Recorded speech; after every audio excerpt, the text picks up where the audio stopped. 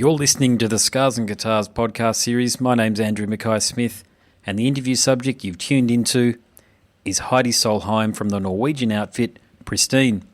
The reason for the conversation is to promote their 2017 release, Ninja. Let's hear what Heidi has to say.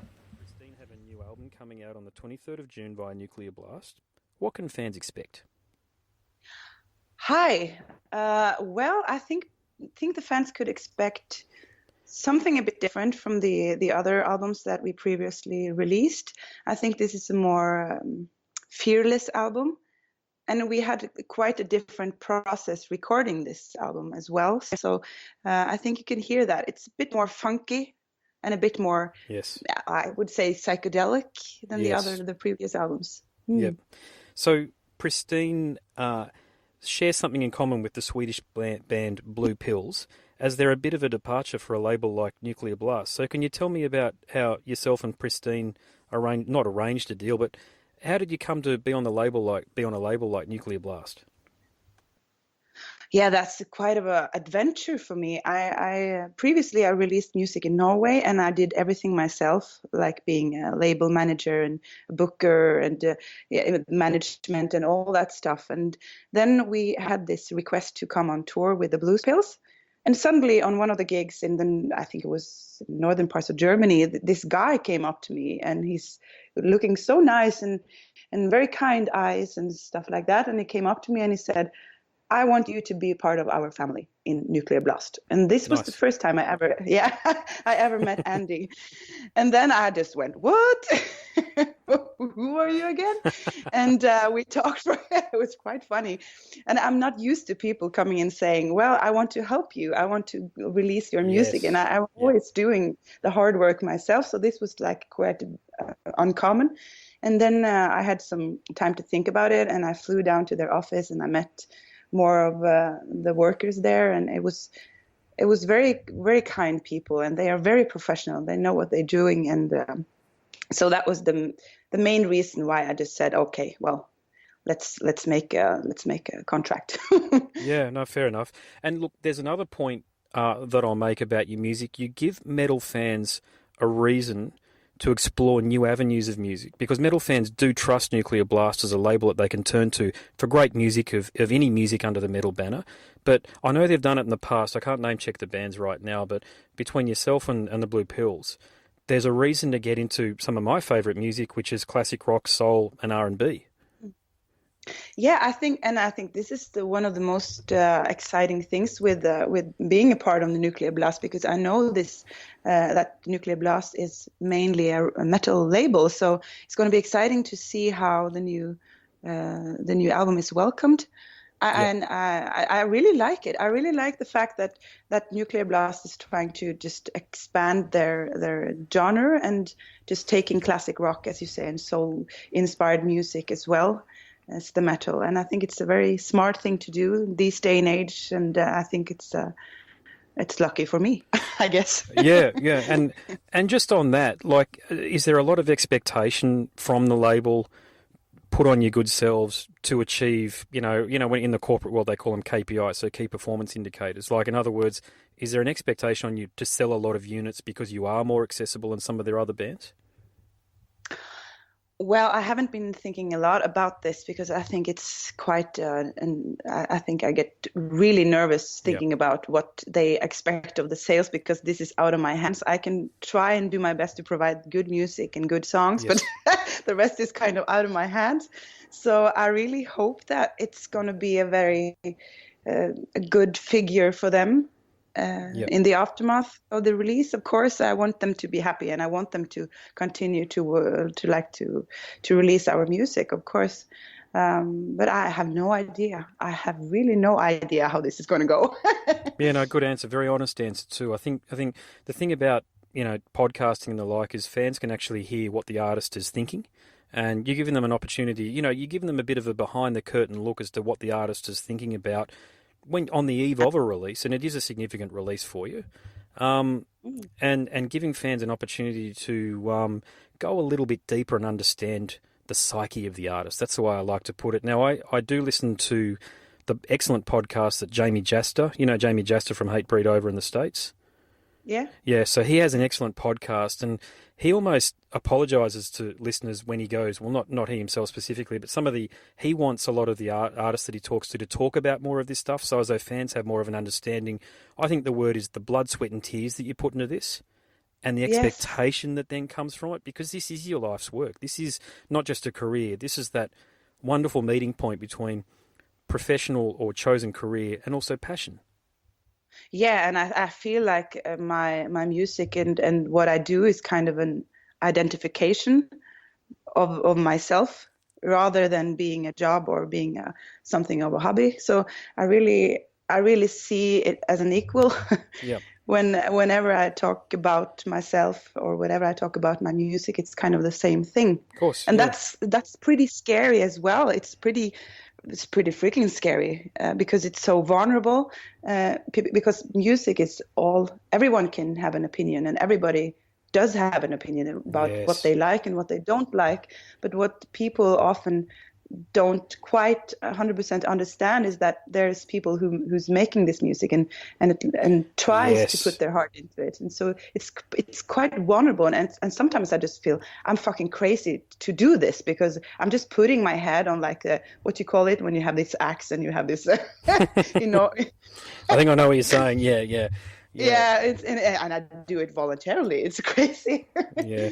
Well, you do put yourself out there, and I have spoken to a lot of artists over the last 6 months or so, and I have done a number of features actually where they've gone. You know, when I say viral, have you heard of Blabbermouth?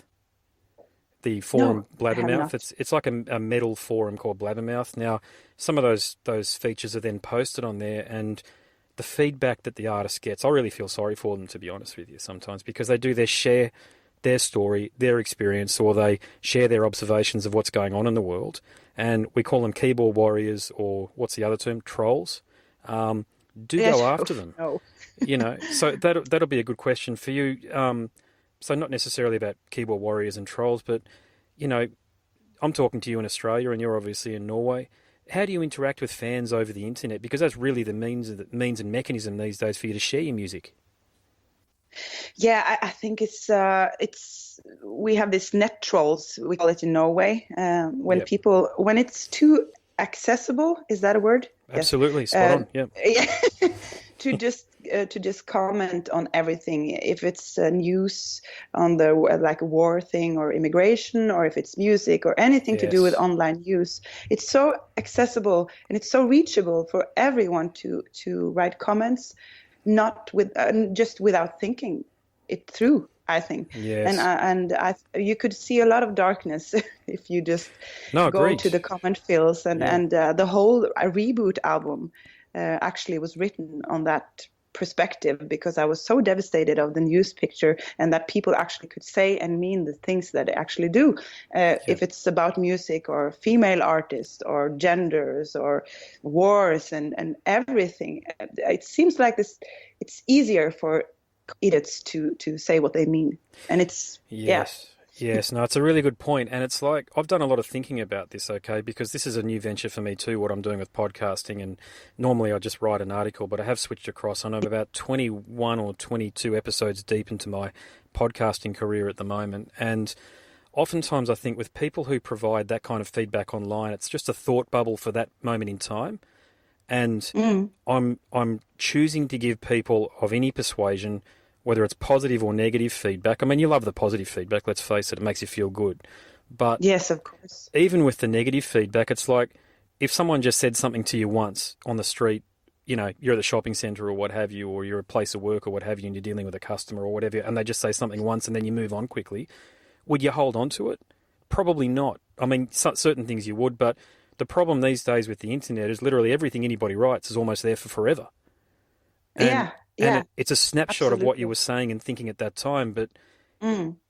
if you go back and look at what someone said 2 years ago, they might have evolved from that position that they took at the time. But all you've got is what's written, the quote. They're attributed to a quote, and Yeah, I know, and yeah, and you have the aspect of the thing. If people come up to you in the streets and call you something, it's only to you, but the things they write in the comment field, it's for everybody. So it's kind of embarrassing as well spot on. if Yep. it's like this general opinion of your music and stuff like that. So it comes with a lot of shame as well. I can Yeah, no, I really know what you're relate saying. to that. I couldn't imagine though what anybody would have to say from a negative perspective about your good self and the music you create. I couldn't even Wow. Oh, be. that's very kind of you. I could not. Yeah, look. This is share a bit of my own philosophy about people like your good self. Yeah, sure, we've got politicians. Yes, we've got scientists, but it is the artists. It is the vagrants. It is the musicians. It's even the chefs. It's these people who are creating, and you come under this category. You're the ones that make the world turn around, and without you, the world would be a very dark, a very dismal place. So what you do to me, and I was talking to Ralph Santola, I mentioned him again, I was talking to Ralph Santola about this because he said something like, oh, what I do is nowhere near what an emergency service worker does or anything like that. I said, yeah, look, fair point, but what you Yeah. do is so integral to people's happiness. It's so integral to Yeah. people feeling good about what they do that you may be the reason that emergency services worker might have had a really shitty day the day before. Now, Heidi, they might listen to your music, for example, and go, that's the kick that I needed. That's the good stuff right there. I'm going to get up this next day or this morning and I'm going to have a really good day today. Because you tap into that emotion. Your work taps into emotion. That's really moving to hear you talk about this in comparison, because I never thought about this as an actual thing. And you're completely right, and I feel it myself as well. Every time if I have a shitty day or I'm happy or whatever mood I am in, it's always music related to it, or art, or stuff like that. So Yeah, yeah. I think you're right. I think it's really important that you receive this feedback and it does give you I don't know whether I'm framing this the right way, but the confidence to move forward because you do move people. You have a wonderful voice and you are creating wonderful music, and it is this music that I believe, and this is only my opinion, of course, but take it from me, it is music that makes the world turn around. So I'm sure I speak for a lot of people when I say, look, I really hope this next album for you was so super successful that you don't have enough time to tour to all the countries that it's successful in, but I certainly hope you come to Australia as well. So Yes, that would be amazing. I've never been there, and I have this friend of mine who studied in Australia, and she said that all she wanted to do when she get back to Norway is to move back. so so I really want to come. So That's been amazing. so let me ask you that question then. Have you had much interaction with fans and listeners in Australia? No, not at all. This is the first time I talked to a journalist in Australia, and even I think it's the two first records only were released in Norway. Yes. And this reboot album came in 2016, and it was the first album released abroad. So we're pretty fresh in the ears of Europe and the world, I guess. So, Yep. but hopefully not. That's going to change. Well, I'm going to change track for a little bit because when I was doing my research in preparation for our chat, I found a bunch of videos on YouTube of you singing on The Voice. Can you tell us about your that was well, you sing very well. So look, a lot of musicians. I've only spoken to Australian musicians about this, but they've got a particular view about what The Voice is. Where its place is and the like. But you seem to have done very well from it. Well, I think the voice thing in Norway, it's quite different for me. For me, it was like I know the producer of the show. I've been working with some other TV productions, so I knew the producer, and he literally stood on my doorstep and asked me to be part of the show. And at first, I said no. I think I said no like 3 times because it's not my thing, I guess. But then he kept coming and calling me and telling me that, oh, we have a Hammond organ player and we have a live band and you have to come. So, and then eventually I sat down and I said to myself, well, the reason why I don't want to do this is because I'm afraid not to be taken seriously. And then I just said to myself, well, if this is the only reason, then fuck it. I'd just be a part of this and try it out and see if it makes me laugh and if I like it. And the minute it stops being fun, I just leave. And I did, and I learned a lot about TV productions, and I met a lot of excellent people working behind the cameras and monitors and sound and everything. It's a whole machinery, So it's Yes. I really enjoyed it, but it had nothing to do with my career. I don't think it did Right. Okay. so much for me in the aftermath or previously. It was just something I did because it was fun. Yeah, so it was a bit of a parallel for you. It was something to gain experience as opposed to something to Yeah. give you some leverage in your career. Yeah. I didn't go in with a big career goals vision or something like that. I just did it because it sounded fun. Yeah, So yeah, fair I'm very enough. Yeah. easy to get to do things like that. How different is it singing for a televised audience compared to say doing a gig for 200 people? Because I imagine there is a difference, but could you describe the differences? Well, the main difference, I think, is the fact that when you're standing on a stage, like with Pristine, I think every time you go as an audience into a concert and have an amazing experience, it's always a cooperation between the band and the audience, and you kind of lose that bit working with a camera production Yes. thing. You have to just trust yourself, and you have to get the energy only from yourself. And I think that's the main difference Yes. because it's always a cooperation between the audience and the band. And um, yeah. Yeah, look, the parallel I can draw to that now, look, I have never been on TV, but I've played in a lot of cover bands. And believe Mm, me, I've played in front of virtually nobody, actually literally nobody on a few occasions. And they were the toughest mm, nights to get through. Um, I used to, it's probably the same for your good self, but there's a couple of places here in Brisbane where back, 5 or 6 years ago, a place called the Elephant and Wheelbarrow, you used to be able to play in front of about 80, like 80 punters that were actually paying attention to you. So it was the closest thing to somebody like mm. myself would feel to a rock star, to be honest with you. Um, Yeah. but you didn't want to stop. You wanted to keep going. You didn't want to take a break. You wanted to play for 2 hours straight. It was only when you physically almost were exhausted and you'd sweated so much that I play bass and my fingers were slipping off the strings and stuff and that I thought, well, yeah, well, maybe we should take a break now and go and get a bevy or something like that. But Mm. to your point, I imagine singing in front of a camera um, must be a bit similar to when I was in a cover band playing in front of virtually nobody because there's no energy exchange. No, yeah, it's true. It's true. But I think the difference is because I often looked into the camera and I knew there was like hundreds, thousands of people Yes. watching on the other side, and that's quite a scary thought. In that small lens, on the other side, it's like a whole new world. So you just get your act together, and you really try to perform the best you can, but it comes from within you, and you have to just get the energy from a place where, yeah, I didn't even know existed. So So yeah, it's quite a I quite think an exhausting experience. because I think you've answered my next question there, which was how do you get the energy to perform in front of that many people? And gosh, I hope I'm framing this the right way again, but how do you calm your nerves when you're put into that kind of a situation where, we've mentioned that there is no energy exchange, but you're performing in front of a couple of 100,000 people. And beyond that, as I said, a bloke like me in Australia is now watching your videos a few years after the fact on YouTube. Yeah. I think my main thoughts were around.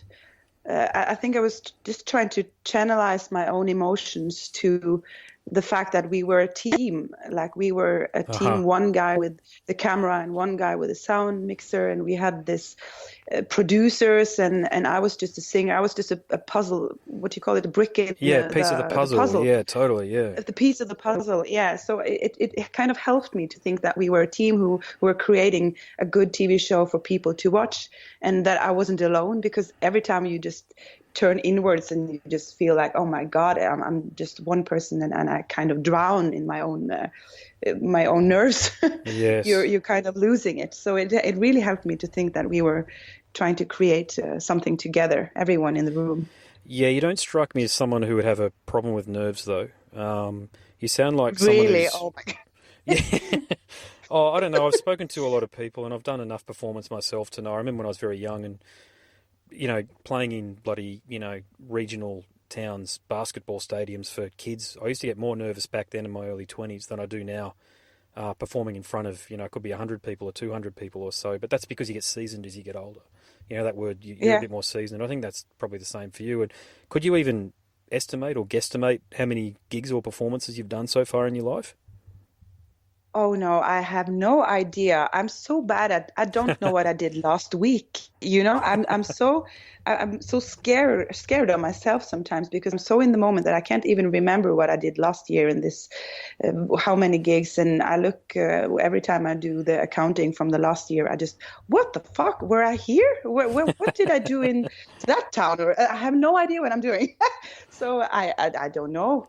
Yeah, cool. I I'd say you've probably done literally hundreds though, from when you were knee high to yeah. right now, talking to me now, and it's really only, they used to talk about your sea legs back in the day. You get your gig legs, I call them, where when you're on stage and something goes wrong, like the guitarist's pedal just don't work, or the bass player's cab stops working, or the drummer loses a stick, or the cymbal falls over, or something detaches, like a bolt detaches, and those sort of situations to a rookie terrify them. But probably to Yeah. somebody like you, it's just like, on with the show. We just got to do this. I know, and this feeling is kind of amazing to just know that you can handle like this small crisis, and it feels really good to be calm in those situations because it doesn't help to Yes. panic, and all the body is just my head is just screaming at me, panic, panic, panic, and I just go, no, this is gonna go fine. We just do this and do that, and everything is going to be good. And Yeah. everybody's thinking this in the band or well, my colleagues. So it's kind of a good good sphere to be in. Yeah. Mhm. Yeah, no, it's a really good point, that one there. And I think, look, what you've done is you've really been able to articulate to somebody who isn't a musician what it can be like on stage sometimes, because very rarely do you perform and everything does go right. And those nights, sometimes they sort of, in a weird kind of way, feel uneventful because you haven't had an obstacle Mm. to overcome. Yeah, and that's the it creates magic every time something happens and you can handle it. And or if you don't, it's just we're just people on a stage trying to perform our music. So, and I think the audience could sense this. So if they see that, okay, my guitar player lose his sound because the cable is broken, blah blah blah, it just makes the experience more exclusive, you know. I'm gonna. So I've got a. I know this is about you and not about me, believe me, but I just want to give you a 2 minute story quickly, and something that'll be cool for the yeah, listeners to something for me to share with the listeners. But please do. I used to do a lot of session work. So when I say session work, I'm playing cover music. So about 100 songs or what have you. You can turn up to any band and effectively play them. Now I played the Chalk Hotel here in Brisbane one night, and I was turned up for another band. I won't name the band because they're still playing around, but I turned up for another band, and I thought, I've done a lot of fill-in work for them. I got along really well with the guys, the guitarist who ran the band, and being a bass player, I sort of turned up, and we had our own way of doing things, and the singer and I are really good mates too. So anyway, we got on with things, but he needed a drummer. The guy who looked after the band needed a drummer. Now, he called me when he'd already called his list of contacts and asked me to call my list of contacts, and I'd reached out to people, and everybody was already playing. So he called the agent back, and I gave him the heads up, tell the agent that we can't do this, it's going to be too hard. So he did that, and the agent basically said to him, sorry mate, tough it out, find anybody that you can. And I thought, oh shit, here we go. Anyway, Mm. so I turn up on the night thinking everything's going to be all right on the night, and this dude turned up in like a rusted old Suzuki Swift, or what we call a Holden Barina over here. And he looked like a cross between Andrew Stockdale from Wolfmother and Jim Morrison from The Doors. And don't get me wrong, I'm not judgmental, but most musicians, working musicians, look like me. I've got short hair, and I look like as though I'm a bloody accountant. So usually, we do. Don't get me wrong. We're all fairly sort of functional people, but this guy sort of turned up and he had desert boots on and microfiber pants on, and I think he was from a part of Brisbane which is known as being a bit hippie called West End. And he seemed like a lovely guy though, and I was talking to him, and I sat him down before the gig and I said, so out of these songs on this list that this band plays, which do you know? And he went through them and he picked about, I don't know, about 40 or 50, enough for us to get through. Anyway, cut a long story short, we got about 3 songs into the first set. Now, keep in mind, when you're in a cover band, you play for about 4 or 5 hours. We got about 3 songs in, and I quickly realised this guy didn't know what was going on. So I said, and I had my wireless kit on, so I went over to the guitarist and I said, we need to quit this fucking gig now and apologise and go, because we're not going to get through this. Or words to the effect. And, excuse my language to the listeners. So we sort of thought, no, we can't, because too many people were dancing and they were kind of looking at us. And then I said to him, okay, let's go and do something like 500 Miles, like the Proclaimers, which is a really easy song. So we got through that. But anyway, we tried a few other songs. They didn't quite work, so we literally had to take a break. I sat the guy down and I said, okay, so when you say no, you know a song, what do you mean? He goes, oh, I know of it. Like he doesn't actually know No. how to play it right the way through from the beginning. So I said, give me a heads up then on this list. Which song do you know from the very beginning to the end? And you can play like as if you're a bloody metronome, because that's what you are tonight. You're the beat that people are dancing to. Get it right. And he picked about 5 songs. I shit you not. No. So I kid you not. What we had to do was we played 4 sets of the same 5 songs. And No, really. yeah, Oh no, my this God. this is the worst experience I've ever had, right? And I thought, I'm shot, like, because I'm going to be tarred with the same brush here. The guy whose band it was, he's going to be shot. And we finished our set. It was like 1 o'clock or 1:30. And the venue manager, because the venue managers always have that steely-eyed look, you know, like they always have Yeah. that look. Yeah, he saw me because I was the one talking to the state, I usually talk to people. You know, I'm the one who commands a microphone or what have you and talks between songs. And Yeah. he made a beeline for me and he came up to me and I was ready, excuse my language again, listeners, and Heidi, but I was ready to have a brand new arsehole ripped for me. And he said, you are the best band we have had through here in ages. I want you to... No. No, this is Oh what he my said. I God. shit you not. He goes, you are the best band we've had through here in ages. I want you to play for another set like that because people are having a good time. And I'm like, I went back to the guy and he just looked at me and he just said, what did he say? And I said, well, when I regain consciousness, I'll share it with you because I was legitimately in shock. I thought we were going to get kicked out. Like, I didn't know what to say. I didn't know what to do. Anyway, we got back up there and we did the gig, finished off the set again, shook Andrew Stockdale / Jim Morrison's hand. You know, everybody went their separate ways. Me and the other guy just stood there and I just looked at him and said, well, some nights you just get through it. And I tell you something, you know, the moral of the story is the show's got to go on. Yeah. Oh my God. You know, so Well, that's you're very like solution oriented, I must say. well, You I just didn't. I could see. You know, where you talked about every part of your body is panicking, and you're thinking, "What do I do in this situation here?" yeah. Well, even though it's not my band, I really like the guys that are in the band, and I felt like I was, you know, you're part of the team. Exactly what you're saying before. You're part of the jigsaw Yeah. puzzle, and I didn't want them to get a bad rep. So I thought, I don't know what else we can do except for do this, play these 5 or 6 songs over and over again, and do little It's and genius. and do little extensions. So Adam, well, I shouldn't say his name, but the guitarist is Adam. He did some guitar solos. I did some bass solos, and just did some funky, like Larry Graham sort of 5 minute stuff. solos. Yeah, did some of my funky bass Larry Graham stuff and all the rest of it, and the chicks are loving it. And I'm just thinking, oh, I just want to get through this night, please. And I've got to say, I didn't enjoy myself one bit, but I look back on that night now for whenever I face a crisis, and I think you've just got to work with what you've got, Yes. you know. But yeah, look, that's my story. Anyway, thanks for letting me share that. I don't think I've ever shared that. I've never shared that on air before, so there you go. I love it, and I think it's I can relate to so many aspects of that story. I think we all experience something of that sort, and it's a very very funny, but it's funny because it's true, you know. It's funny because it's so I can really feel the panicking on that evening for you. I can Oh, it really was, yeah. empathize with. I look back on it now. Even now, I'm sort of getting like a bit sweaty just thinking about it because I remember the night. Yeah, me too. I remember the night, and I remember thinking, I'm fucked, excuse my language. Like, I'm not going to get work again here. This Yeah, guy and I are going to be tarred with this stuff. And the singer is a really cool, calm, collected guy. Like, nothing seems to faze him. I mean, there could be something really bad going on, and you'd be, oh, well, whatever. That's just how it is. yeah, And I'm yeah. thinking, I'm caught between wanting to hurl insults at this young fella and wanting to help him because I'm pretty empathetic and I want to help people. But I was thinking, you've just put us in a really difficult situation here, kid. You know? Yeah, But yeah. anyway, we got But through of it. course, and the worst thing is that you get in a band with one that really sucks, and the other guys are really professional and really good musicians, because you're never going to get better than the weakest link. So That is so it's kind of true. devastating. That is so true. I've been in far too many bands now that didn't even get out of a rehearsal room because I realised if I go back to the agency in Brisbane here, and even I have gone back to the agency with members of bands that I don't think were, let's call them cooperative components. who didn't understand what it took to be a working or a professional musician, and they argue with you about it, right? So, and you're like, what can I say to you if you don't understand turning up? You've got to have spare batteries, you've got to have spare guitar cables, you've got to have spare drumsticks if you're a drummer, even a spare drum seat. That level of detail. And I mean, we're only playing locally, so you can stack all this stuff in your car and just leave it in there. It's not like being a touring musician.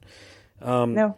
But that's the dedication that it takes, doesn't it? And that's what I think the listeners need to understand who aren't musicians, is the level of detail that you need to go to if you want to just put on a show, just something that they might think is as simple as a performance.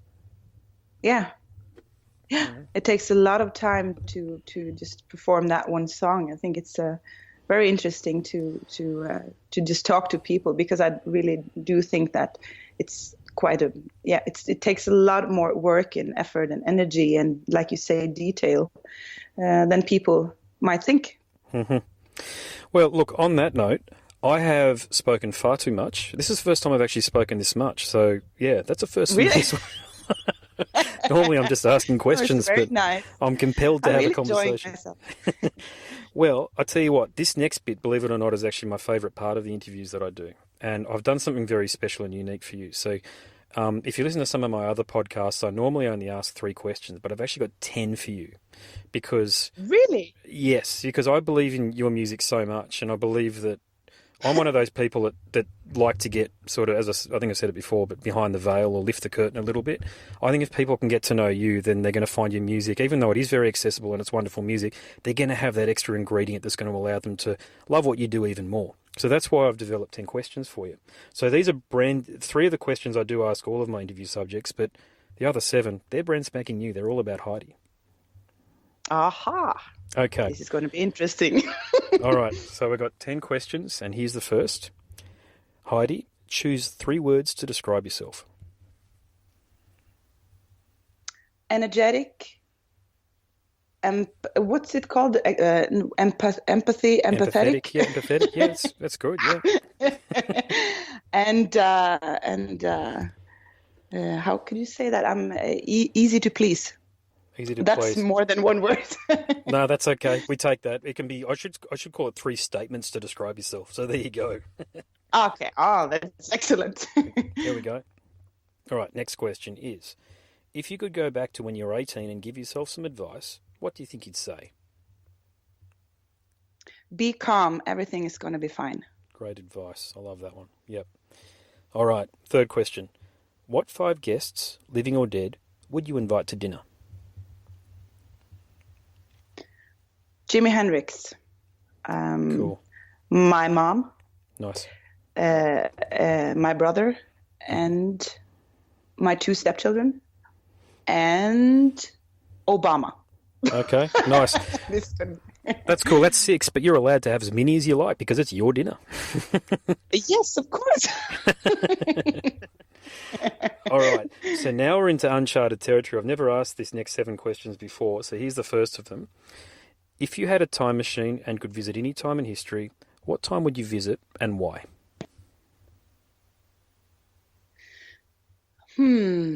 I think I would love to experience Woodstock in '69. Nice. Okay. And is there a particular reason? Is that because Hendrix is playing? Yes. Awesome. Yep. I might be there with you. I might jump on board for that one, actually, if that's okay. Take a ride. I'll see him and, definitely see him and Santana play. I love guitarists, so that's what I think I'd do. Okay, next question. Question number 5 is, what is your most treasured possession and why? I have a tempo, like a moped tempo from 1970. And Right. it's one of the first ones made, registered in Norway. So it's my most valuable possession. It's like one of those you have to like kickstart. Nice. And can you actually drive that around? Like it's not like got a vintage license, which means you can only drive it at certain times, or is it a daily thing for you? No, I could. It has to be like not ice on the roads, but yes. in the summer I could drive it, and it's I love it. Nice. It feels Okay. I kind of stink like fuel afterwards. Actually, I can really, from the pictures that I've seen of you, I can definitely see you on a moped. You definitely would You see that. do, yeah. Yes, you can definitely see that. Yeah. What's your daily driver apart from that? Do you drive a Skoda or something like that? No, I ride my bike or my Tempo or a car. So it's not a, yeah, I do not, if you ask me if I'm riding a scooter, was that it? Oh no, what car do you normally drive? I'm just trying to see the Car, juxtaposition. oh, sorry. You're right. No, no, I don't actually own a car, so it's whatever I can borrow. Good answer. Yeah, we have I suppose you have the same issue in Norway to an extent because so much of it is, I wouldn't say uninhabitable, but sparsely populated. But we've certainly got that issue here in Australia where I don't know what the figure is, but I'd put it as high as 90 or 95% of us live in major capital cities. Mm, And we're all spread out. So, for example, I live about 50 kilometres away from Brisbane and 50 kilometres away from the Gold Coast, so I'm in between. So, and you can't actually have a moped or a scooter on the highways here because, of course, they don't really mix well with Gonna get semi-trailers killed. and yeah, yeah. Although you do see an occasional individual game enough to do it, even though it's highly illegal, but they take their life into their own hands. Yeah, yeah, You know, yeah. But it's the same in Norway. Where I'm from, in the northern parts, it's very like you can drive for 8 hours to do one gig and then drive home at night. It's crazy. It's the distances is quite. It's common to just take a day trip for 4 hour driving somewhere and just go sounds back in the evening. Yeah, it's yeah. very so. And so I think I was 18 because you have to be 18 to have the driver's license, and I was 18 and 2 days when I took my driver's license because it was necessary, It's and necessary. everybody, Yes, yeah, it's yeah. necessary. Well, I think it's yeah. We've got that.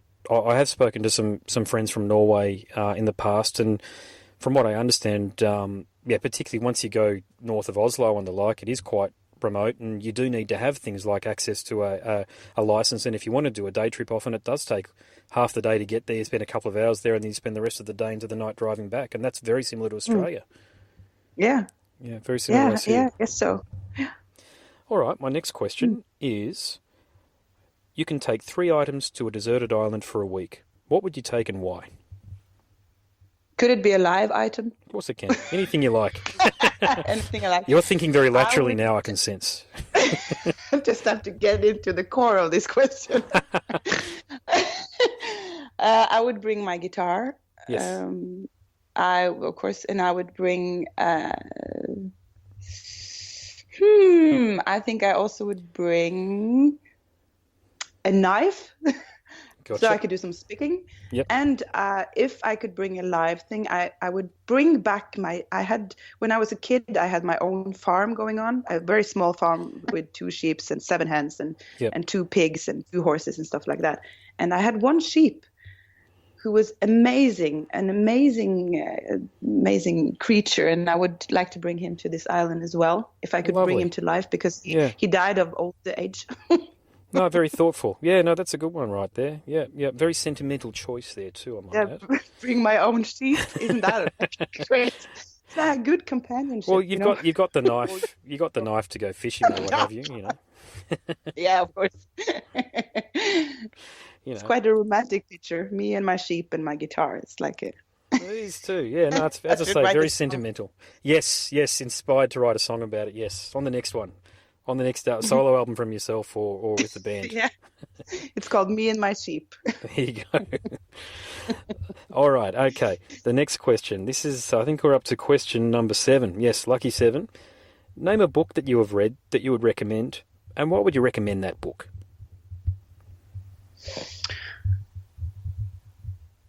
Uh, I read a lot of. You wouldn't guess this, but I usually read a lot of books. But it's usually just to keep my English going. So I always read English books. But I just have to go and see what it's called.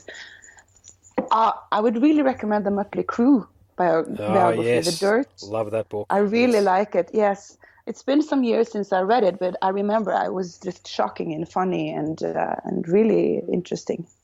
I agree. I must have read that book 3 or 4 times now. And if I need a bit of a pick up because I've had a tough day in the office or whatever it'll be, you can bet your bottom dollar that'll be one of the things that I turn to just to read some of those hilarious anecdotes from that book. Who would have Yeah, and believed? the Yeah, the stories that those guys have got is just incredible. I mean, there's got to be some stories that they've admitted that were not safe for work or weren't legally cleared at that time that might have obtained legal clearance now that I hope that they do. So I really hope there's talk about them turning it into a movie. That's what I last heard. Yeah. Yeah, that should be a great movie, and I think I have I don't have a relationship with the songs in the band, but I really like the fact that they were the true rock stars, and it's very like that they are alive still today. It's a sensation, isn't it? Oh, it is, yeah. It's a bit of a shame that they stopped touring. I still think that they had a lot to offer. I didn't listen to. I think their last record was released in 2008 called The Saints of LA, and I've got to be frank, I didn't quite get into that one there, but then I've always got my copy of Too Fast for Love, on vinyl, which I do spin regularly. Love that record. Yeah. Yeah. You know. Yeah, I actually did. I was in a Motley Crue cover band a few years ago, but and I have to learn this like Wow. Okay. Dr. Feelgood and Girls. It was very strange. Oh my God, I can see you doing that as well. Yeah, that's awesome. Yeah. Yeah. Yeah, it was great. Yeah, gosh, just a quick story. A couple of years ago, I tried to start my own band covers, and we decided that we'd be a bit more commercial and do Katy Perry songs, Tove Lo, Rihanna, that sort of stuff. And couldn't quite get it to work out, probably fair to say. There just weren't, couldn't find a female vocalist to really fit the bill, but God, I would have loved to have been able to perform some Motley Crue songs in that set, because they would. Girls, Girls, Girls would sound great with the wonderful vocal that you've got. So, so that's a question for you. Have you got any recordings of yourself singing these songs from the sound desk when you're performing them live? Probably. I worked with this drummer, and he recorded every gig that we ever did, and I played in a lot of cover bands. I was also in an AC/DC cover band, and I think there is probably a recording somewhere. And when Pristine is like on the world's biggest band or something like that, this is going to go for a very good amount of money in the bootleg. So tell me, because as you know, AC/DC are Australian and they're very important to us Australians, but are you more in the Bon Scott school or the Brian Johnson school? I can relate to the vocals of Bon Scott more than Brian Johnson, I would say, but I really love them both. And I really love, I love both people and singers, and who has this charismatic, like this significant sound to their voice or to their work or to their like persons. And Brian Johnson has, of course, this very, his image is his voice, and I really like it. So yeah, what do you think? I don't want to choose. What did you think of Axl joining AC/DC for those songs when Brian couldn't do them? I've heard so many things about Axl that I really was very just like I wanted to see how he would work in a band again. Yes. So I really felt more concerned for the other guys in AC/DC more than actually. Yeah, no, I think you're echoing a lot of people's thoughts there. Yeah, yeah. But I think his voice is very good. So and I don't know who if Axl couldn't do it, then they had to go in a total another direction. Then they have to choose a woman or like a completely different singer. I think you have to just either you have to just go for the sound image that you created, or you just go for a total different thing. Yeah, and Axl is more of a Brian Johnson figure, I guess. Well, I hope they get Brian back, to be honest. But if they keep Axl, I think that's also a wonderful thing, because I saw Guns N' Roses when they toured Australia and they went to the Brisbane show, and geez, that was a good show. It didn't quite feel like 1991 or 1992 all over again, but they played for, I don't know whether it was 2 hours, it was near to 2 hours, and bloody good band. He's actually, with the greatest of respect to Matt Sorum and what's the other drummer's name? Sorry, Stephen Adler. I think we could probably do with bringing Iggy back into the band. Iggy, God, am I talking about Izzy? Jesus. Izzy back into the band. But Iggy back to the band. That would be fun. That would be like a good mix. That would be. But his musicians that he's got around him, Michelle Reese on the keyboards, the musicians he's got around him at the moment are just fantastic. Really put on a good show, although I can't remember the drummer's name. One of my mates who's a very good drummer here in Brisbane that I've played in a few bands with, he mentioned that he probably played a little too hard too consistently, whereas Matt Sorum and Stephen Adler of course, has got that famous Adler swing, as I've read it referred to on the internet, but they moved in groove a little bit more. I can't remember the guy's name. He's Mike Ferreira or something. Very good drummer, but probably just too consistent, whereas rock bands sort of move and groove a little bit more. But that was just an Yeah, observation. No criticism whatsoever on that one there. It was just an observation.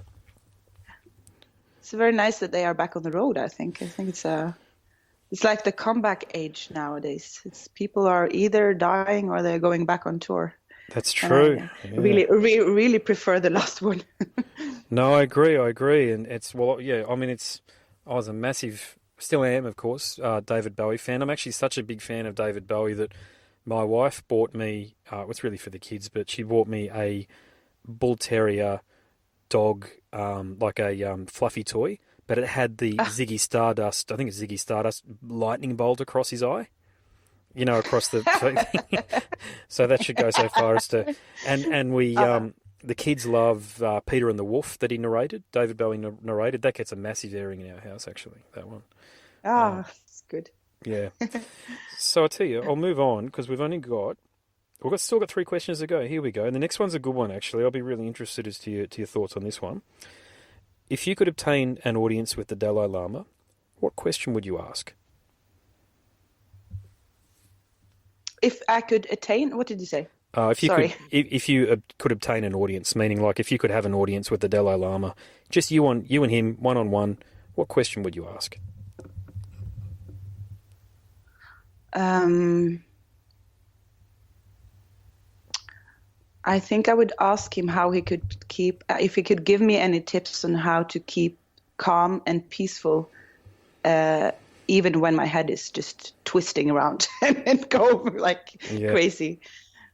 No, that's it. That's great. I mean, it's a practical advice that you're looking to receive there. That's what that is. Yes. You know, you're not after an ethereal. You're not asking an ethereal question about what is the meaning of life or what is the purpose of the universe. You're asking about how you can keep it here and now, which in a lot of ways is the meaning of life, really, isn't it? Excuse my Yeah, language, and but how do you yeah, keep your shit yeah. together? You know, that sort of thing. Yeah. Yeah. And I think the question would, as you say, I think it would be reflecting on life itself as well. So it's kind of a trick question because I think it's a um, people always wonder that, and I think people seek a bigger meaning, and often the bigger meaning can just be in the now, I think. Yes. No, agreed. Very profound. Okay, so we're up to question 9. Describe your happiest memory that you're willing to share with the audience.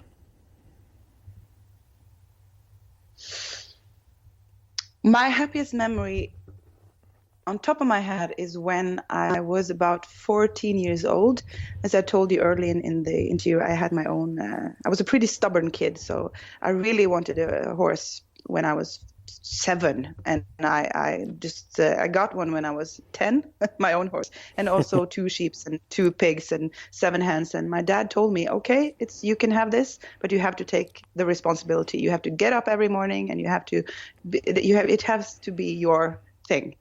Yeah. Yes. So yes, and it was very it's an amazing period of my life. And I remember one time one of my horses ran away, and I found her in a field about 2 kilometers from my home, and she had no saddle on, nothing like what you call it on the head, the things you hold onto. Bridle, is it? I'm not a horse person, Yeah, but yeah, bridle, yeah.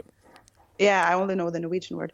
And I just jumped off. I didn't jump off. I jumped on her back, and we rode home. And Nice. that was an amazing thing. And I've been thinking a lot about this when I grew up as well, as one of the most. I didn't think it right there and then, but afterwards, I think this was one of the most amazing experiences I ever experienced in my life. Just to Yeah. be, it felt like complete freedom. Just to sound Yes. more cliche. Yeah, No, I can appreciate that. I'm sure the listener can as well because, you know, how old did you say you were? You're 14, and 14 years. 14 is a tough age. Let's face it. You know, I mean, It you know, is. they say your body's going through changes. Mentally, you're going through all sorts of changes, but you have a lot of expectation. You as 14 as well because you finally, you know, you're leaving or you have left childhood and you're moving into young adulthood. Yeah, And yeah, yeah. And I really had like a tough time growing up. I always felt like a weird kid. I never had any big amount of friends, and I always had my animals, my horses and my sheeps, and yes, and I felt more attached to them than to people at some point because I didn't feel like I fit in. anywhere. And I felt like being growing up in a small village, it was like kind of the main thing that we learned as kids is like this unwritten rule that you have to stay average. You have to do what Yes. everybody else does. You don't speak up. You don't sing. You don't want to stand on a stage. You don't want to be charismatic. You just keep average, and everything will be fine. And I didn't understand this, so instead, I just felt like I was something wrong with me.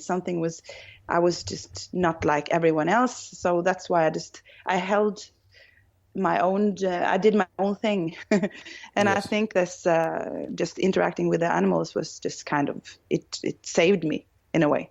I think you've touched on a really important point there, and it's something that a lot of animal rights activists talk about, which is that, I've mentioned that without musicians, but I especially think it's so that without animals, we die a terrible loneliness of spirit, Yeah, and we've got I to treat agree. animals better than what we do at the moment on the planet. There's no two ways about it. And, yeah, Mm. it's, that's certainly a much broader discussion there. But yeah, no, sorry. I mean, I think, yeah, as I say, you've touched on something very important, but it's also a very sentimental memory that I think a lot of people do go through difficulties when they're going through, that mid-teenage years. I was no different. Yeah, yeah, Instead of having animals, my friend was heavy metal, or what I refer to as heavy metal now, but wasn't back then. So bands like Faith No More and Primus and the like. Um, mm, that was mm, music that I retreated into when you don't fit in somewhere. yeah, There was only a few places that I felt really comfortable. It was either out on the football field or listening to Faith No More or Primus. You know what I mean? And yeah. for you, that was And clearly thank, yeah, about with your animals there. It's beautiful. yeah. And it was kind of the only way to get through. And I think, and thank God for music, and thank God for animals, and thank God that there is something that we can seek to when we are at that age. Because it was, and some that's interesting as well, because some of the songs on the upcoming album is exactly about this, and how, like this one song, it's about when you're 18 in a small village. If you want to be like top of the game and want to be the village kind of quarterback person, Yes. and you want to be the coolest guy around, you have to own your own car. And if you own your own car, then you're just set. That's the most coolest thing. Everybody wants to hang around with you.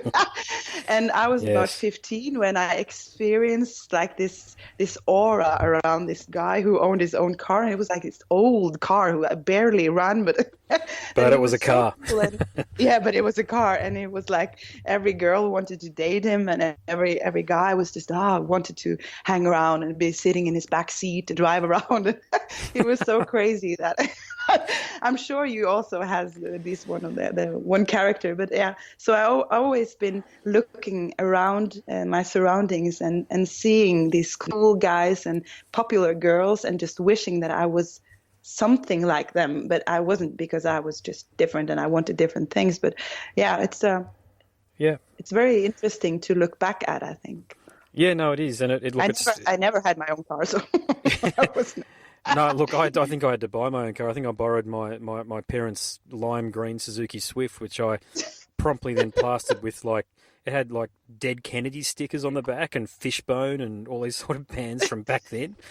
you know. So this is 20 years ago, mind you. So 20 years ago, and I had these stickers on the back, and I used to go to Manly Beach quite a bit, or the beach over here, quite a bit, and yeah, and so I felt like I was a man about then. But God, I think I was about 19 or something like then. So, see, I went through a boarding school, so we had a completely different dynamic in a boarding house. Um, yeah, it was more like at times it was more like bloody Lord of the Flies. You know that book Lord of the Flies? yeah. It was more like that at times. Now, it didn't feel like that at the time, of course, but now that I look back, it was like, shit, it's a bit like that. I'm glad I wasn't, the character Piggy or something like that out of that book. So, yeah, but God, in some ways, I think, you don't get through your teenage years, you survive your teenage years. Yes, and I'm not looking forward to my stepchildren becoming like 13, 14, because I really don't know how I could help.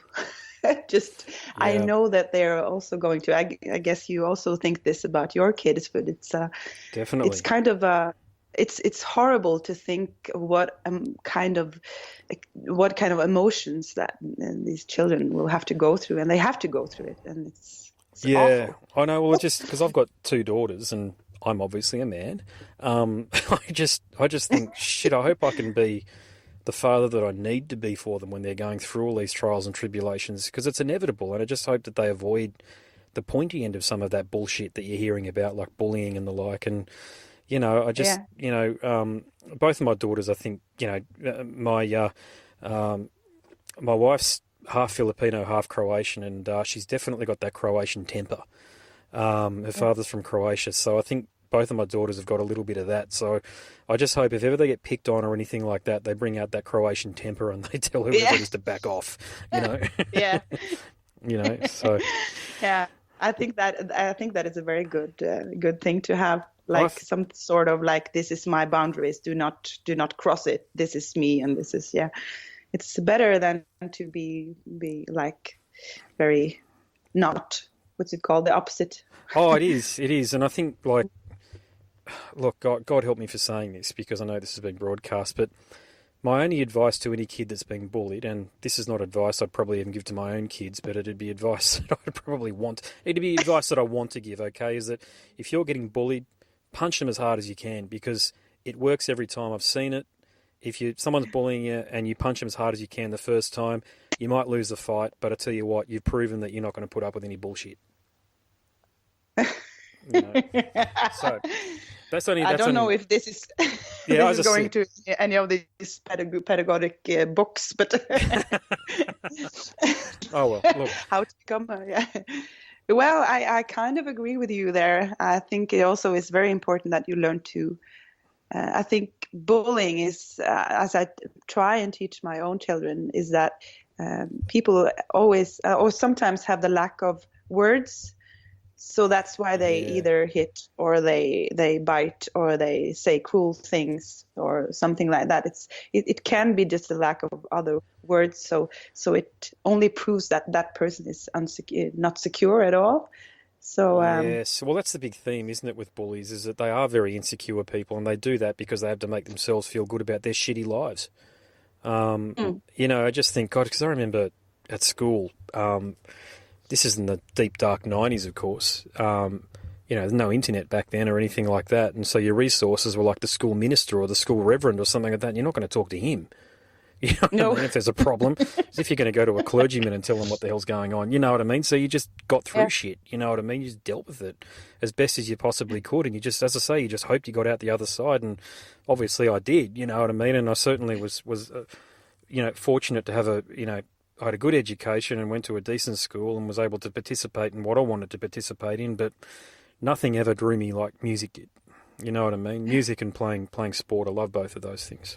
Yeah. And I think it's one of the things that I could just bring from my own teenage years is that things feel so devastating and so completely dark in these situations. It can be small situations that really feel like I'm ashamed and Yes. I'm embarrassed and stuff like that. But I wish that somebody just could come into my brain and just tell me that just take it easy. This is not the end of the world. It's going to be fine. Don't think about it. Don't use up the energy on negative people or situations. And I think this is the most difficult thing when you're like 16 years old to keep that in mind. Yeah, because that's the thing about being a teenager is you're dealing with the real world stuff that adults deal with, but you don't have the life skills to cope with it. You Yeah, know that? exactly. And exactly what you're articulating, like we all have sort of learnt as adults to basically just either ignore it or, we work in corporate environments or we work in environments where that sort of behaviour will usually lead to somebody being sacked, which means that they don't earn money. So a lot of that behaviour doesn't exist because there are these formal constructs that lead to real outcomes. But when kids are being kids or what have you, it depends on how manipulative they are and how much they can get away with a lot of the time. And yeah, you do need you need to be either a really strong individual who can stand within your own truth very early on in your life or, what else is there? Just lucky. Lucky you get through it, I suppose. Yeah, and I think this is the not the only reason, but most of the reason why what the difference between me at 35 and me at 16 is that I feel the same person, but I just deal with problems different ways. Yes, yeah, it's a really good way to frame it. Dealing with problems in different ways. It's not that the problems have gone away. You've just got the life skills or the, whatever it might be, Yeah, the wisdom to manage it and to make better yeah, decisions about things that are happening. And I say that all the time. It's never what happens, it's how you deal with things. That's the most important thing, yes, yeah, you know. it is. It's true. All right, we're at our last question. Okay, and this is a good one. Okay, so it sort of has echoes of what we've been talking about. So, if you were called on to provide advice to world leaders, what would you say?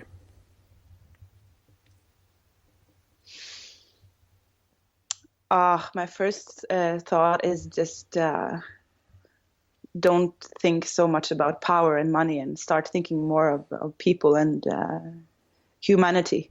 But I think this is very difficult to Yep. get through. I don't think they would listen to me at all. Why don't But you if I, think why don't you think they'd listen to something like that though? Because you're right, you're not wrong because they simply don't listen. But why is it that you think that they don't listen to such good advice like that?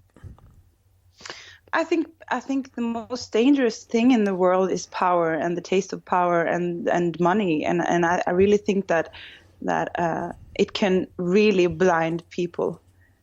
The superiorness and the like the leadership in the world, they have so much other than the humanity to I think it could be like devastating to have too much power, and I think that could completely blind them, and that's why I don't think they would listen to my advice. Yeah. No, it's a fair call and something I totally agree with, and it's probably the same advice that I would give too. It'd be just think about the next generation, think about your own children even, if you've got children, or think Yeah, about other people's children if you don't have your own. Think about the next generation and the consequences of the decisions that you're making now and how we're going to have to manage them. I You know? agree, and I really think that there is too little humanity in the world, and I think the world leaders have a big job to do, and I don't think they. I'm I want to stay positive and think that things can change, and people will just begin to treat each other with respect and dignity, and just teach our children to be kind and not judge and just see everyone equal. But yeah, Yep. you know. No, I totally agree. Yeah, it's profound, and it's yeah. Sometimes you do shake your head, and it's not a case of burying your head in the sand, but it's hard to read the news a lot of the time, isn't it? These days, I know. I can't. That would be devastating for me. It's one of my most like naive things that I can't watch the news. I can't. I know that there is war out there, but I don't.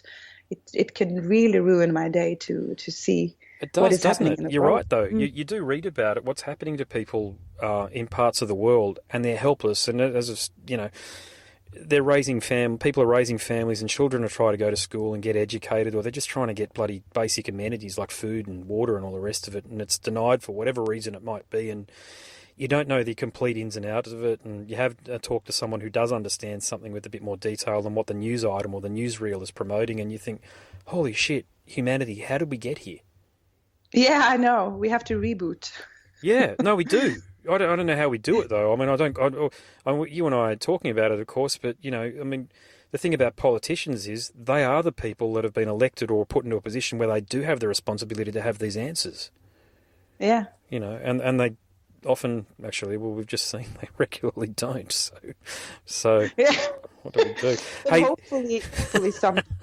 that got very serious very quickly, didn't it? How did we get here? Yeah. All these bloody What is questions that the I'm meaning asking. of this? You know?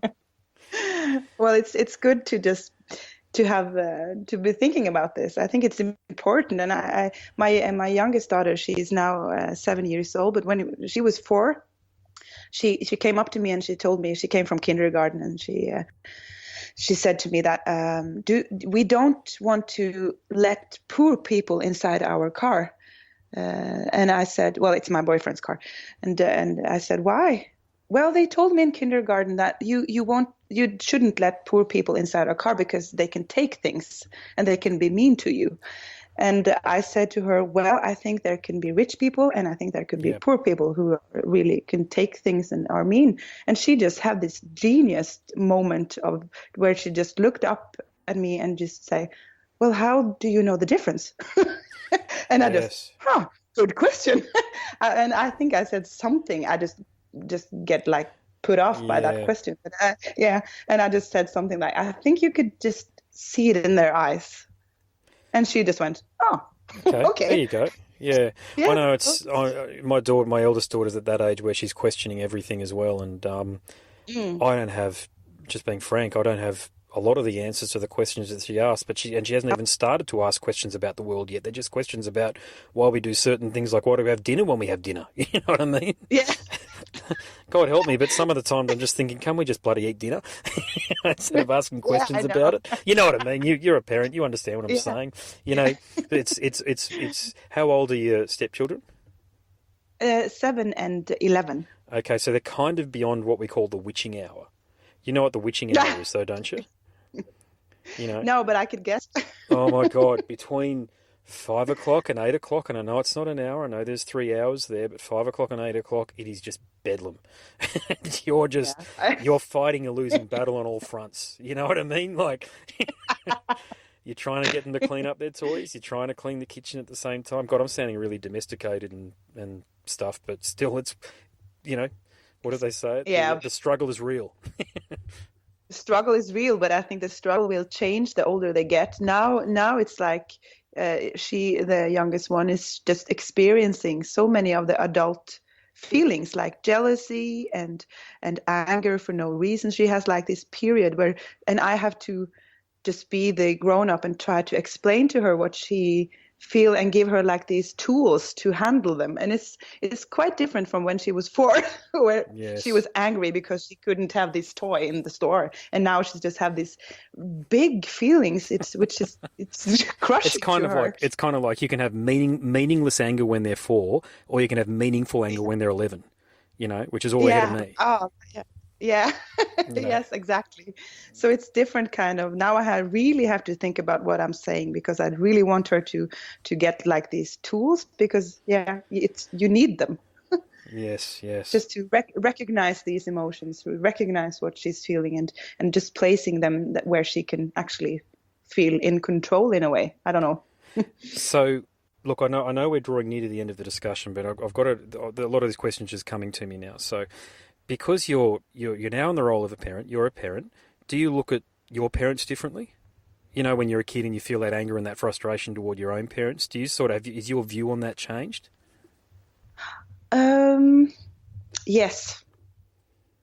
I would say that but I don't know if that has anything to do with getting children in my life or not. But growing up, I really see my parents differently. I really have great parents. They're very kind and very easygoing, and we love to laugh a lot. And they Right. have great sense of humor, and so they really helped me in this difficult time and period when I was a teenager. But so the difficulties came from the society around me and the Yes. classmates and the village. But they were just kind Oh, that's kind to me. lovely. Yeah, yeah, that's lovely that Yeah, you've it got is. that. Yeah, Yeah, yeah. Some people get a but bit now unlucky. growing Yeah. up, it's Sorry, you're right. You go. yeah, I know. Yeah.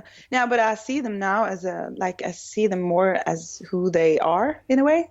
When I was just a teenager or like growing up, they were just my parents, and that was that. Yes, And now I get they're to the gate know they're the them differently. gatekeepers of all knowledge and decision making. That's what they are, and they are the ones Yeah. that'll determine whether or not you can go and watch that movie or watch that band. And you're like, oh, I want to go and watch that band or that movie, Yeah. and you don't Yeah. understand what danger lurks beyond the bus stop. But you know, you just Yeah, I know. I know. I know. I try to do things a bit differently with my girls. Even now, like my eldest, she's not even at school. I'm talking to her as if she's like a teenager or something. But she's 3 years, 11 months, almost 4, and she questions me a lot about things. And I say, my baseline comeback is because I'm your father, and right now I know what's best, and you're just going to have to trust me. Yeah. Which of course Yeah, gets I met with use a lot that a of lot disdain. too. Yeah, I know. Doesn't help I know. because she still argues with No. me. She just wants to be angry. That's that's all That's right. right. That's right. As I said, that meaningless anger, and it's like, okay, all right, let's do this routine. It's witching hour. Let's do it. Let's just get it over and done Yeah. with. You know, I should write a book about the phases of the witching hour. Yeah. 5 o'clock is like what are they called? Denial, and by about 7 o'clock, acceptance starts to kicking. That bedtime is coming. Yes, I know. But they're so tired after a whole day at kindergarten or whatever they are. It's kind of a work day Yeah, they do, but they for fight them. sleep. Kids fight sleep. You know what I'm talking about? Like, they don't want to go to sleep because the world still holds, and of course it does for us too, but Yeah. for them, it especially holds awe and wonder, so they don't want to miss a minute. Yeah, I And know. They're in the moment. all right, well, look, I better let you go and grab a cup of tea or coffee before your next interview. I can't tell you how much I've enjoyed this, Heidi. This Oh, has this been was great. superb. You know, so Amazing. so yeah, I don't know what to say really. What's left to say? I love your music. I probably love it. I definitely love it even more now that I've had a chat to you. I can't wait for the Oh, album to be released so I can share it with people. oh, thank you so much. It was a very lovely chat to you with you. I really like you have these questions which gets my mind just rolling around bigger meanings and stuff. And yeah, it's very, very nice talking to you. Fantastic. Well, and on that note, I really hope you guys tour Australia soon. I don't know how it could be, or if or when it could be arranged, but I really hope it does happen. Yeah, me too. No worries. All right. Well, as I said, thank you so much. All the very best. And look, I'll post our podcast and or our discussion via our podcast, and I'll tag you in on social media. Yes, perfect. Thank you so much. No worries. All right. Thanks a lot. Yes. Thanks. You have been listening to the Scars and Guitars podcast series. My name's Andrew Mackay-Smith, and that interview subject was Heidi Solheim from the Norwegian outfit Pristine. Thanks so much for listening.